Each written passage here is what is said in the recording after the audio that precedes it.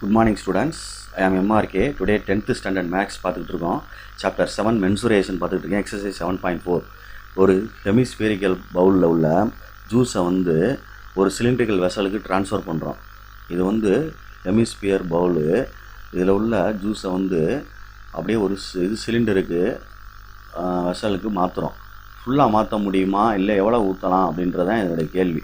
சரிங்களா? இதில் என்னென்ன கொடுத்துருக்கு அப்படின்னு பார்த்தீங்கன்னா, இது ஹெமிஸ்பியர் அப்படின்னு அர்த்தம். ஓகேயா? குட். இது சிலிண்டர் அப்படின்னு கொடுத்துருக்கு, சிலிண்டர் வெசல் அப்படின்னு கொடுத்துருக்கு. ரேடியஸ் சேம் ரேடியஸ்னு வார்த்தை, இந்த டயமீட்டர் சேம் ஃபார் போத்துன்னு கொடுத்துருக்குவார். அப்போ ரேடியஸும் என்ன ஆயிரும்? சேம் ஆயிரும். இதுக்கு ஆர் அப்படின்னா இதுக்கு என்ன தான் வந்துடும்? ஆர்னு வந்துடும். அப்போ ஆர் ரேடியஸ் அப்படின்றது ஆர் தான், இதுக்கும் ரேடியஸ் என்னது? ஆர் தான். சரிங்களா சொல்கிறது? ரைட். யூனிட்ஸ்னு எழுதிக்கினா எழுதிக்க. யூனிட்ஸ் என்ன யூனிட்ஸ்னு தெரியாதனால எழுதிக்கலாம் யூனிட்ஸ் அப்படின்ட்டு எழுதிக்கலாம். சரி, ரைட்டு. நெக்ஸ்ட்டு அவர் என்ன சொல்லியிருக்கான் அப்படின்னு பாரு. சிலிண்ட்ரிக்கல் வெசலுடைய ரேடியஸ் இஸ் அப்படின்னு சொல்லியிருக்கு. சிலிண்ட்ரிக்கல் வெசலுடைய ஹைட் வேணும்ல நம்மளுக்கு, இந்த இதுதான் ஹைட்டு.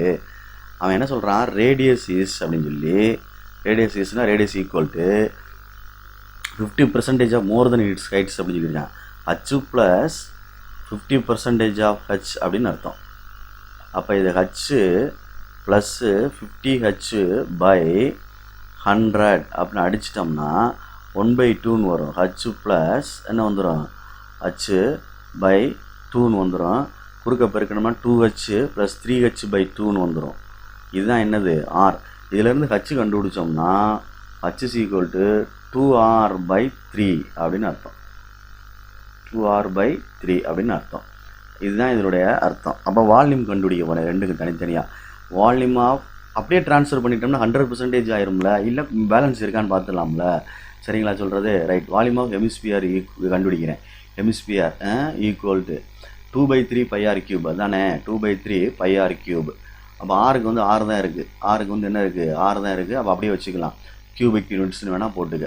CU யூனிட்ஸ் அப்படின்னு போட்டு 1ன்னு வேணால் வச்சுக்கோ. நெக்ஸ்ட்டு வால்யூம் ஆஃப் சிலிண்டர் கண்டுபிடி.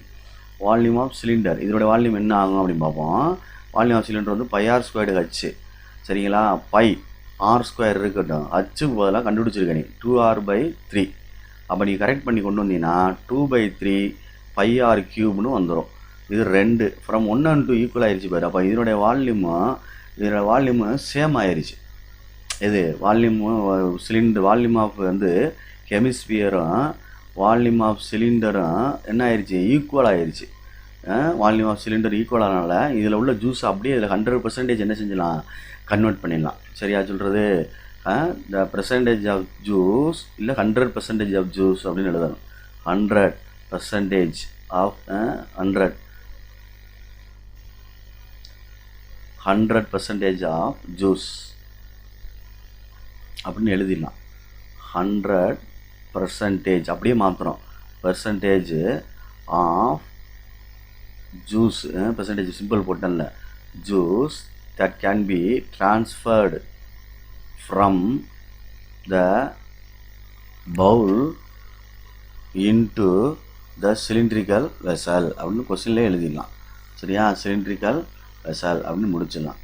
மாற்ற முடியும் அப்படின்னு அர்த்தம். 100% என்ன செஞ்சிடலாம்? மாற்றி விடலாம், மாற்ற முடியும். தேங்க்யூ.